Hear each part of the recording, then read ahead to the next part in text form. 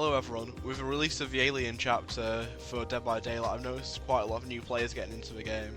So I'd just like to create a quick Survivor perk build guide for newer players. This video will only cover perks that are free or on characters that are unlocked as base. The only exception will be Feng Min, as she is free on console but not PC. Just keep that in mind as I start speaking about these perks. The core part of any perk build in this game is the exhaustion perk.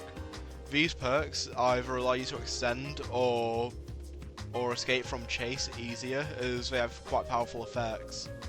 For example, life makes you run at 150% speed after vaulting for 3 seconds, but causes you to be exhausted after.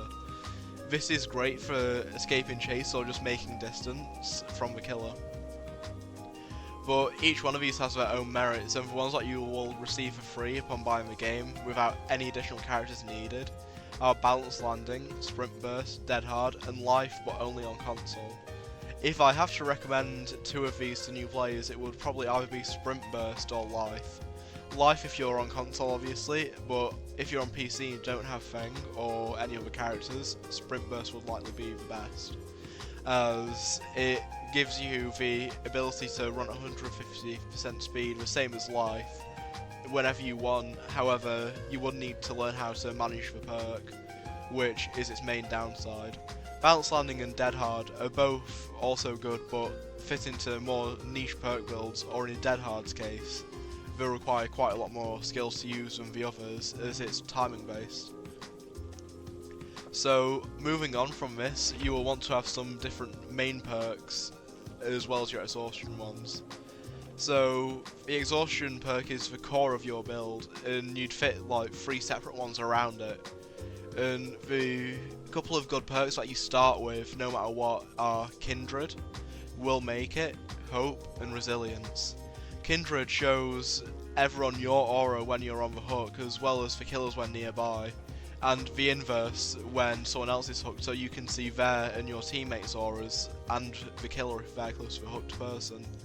This is just very good information and allows you to know whether someone is being saved from hook or if it's being capped by the killer.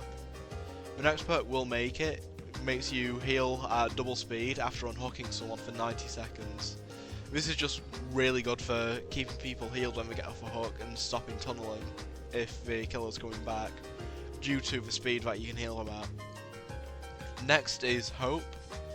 Hope makes you run 7% faster when the exit gates are powered, which makes chases last longer, and it allows you to escape more consistently as you have a big advantage over the killer. And finally is Resilience, which is when you're injured you get 9% additional action speed when doing certain actions such as repairing, sabotaging, healing, unhooking, vaulting, and cleansing or blessing a totem, and opening exit gates. This is just really nice to have, as it gives you a small boost whenever you're injured, which is what you need really, and it lets you be a bit more consistent when injured and have it not be as big of a downside as it normally is, say if you're against a Plague or Legion. Finally is some of the perks that you can get from free characters. You can teach character-specific perks to every single character by reaching Prestige 1. So for example, on my Feng I'm Prestige 9, so I have perks Technician, Life, and Alert on every character automatically unlocked at level 3. So you just need Prestige 1 to get them at level 1, then you can level the Blood Web, but that's how it works. The perks Adrenaline, Unbreakable, Prove Thyself, and Quick and Quiet are probably the best. Meg comes with Adrenaline and Quick and Quiet. Adrenaline heals you instantly as soon as the generators are finished, and you run at 150% speed for 5 seconds. If you're in chase, this will pretty much just win it for you, as you'll get healed and be able to escape from them most likely. And it's just a very nice perk to have, as it will help you out a lot most games. And Quick and Quiet means every 20 seconds a loud action won't trigger a notification from the killer, which just allows you to run perks such as Life, which was shown earlier, more often, and escape from killers faster. Say if you vault, so you won't know where you vaulted. Unbreakable is from Bill, and it makes you recover 35% faster and allows you to recover from a dying state once per game.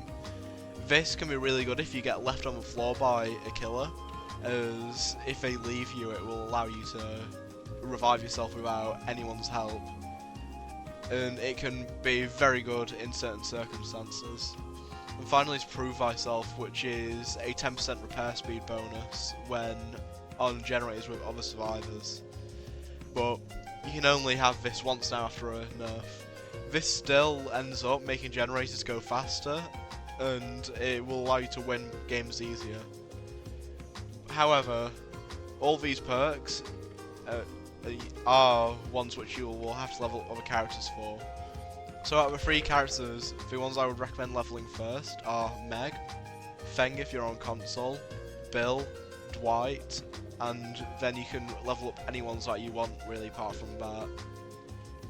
But I do also have a video on my channel about which DLCs I would recommend buying if you're looking at getting additional characters. So check that out if you need to.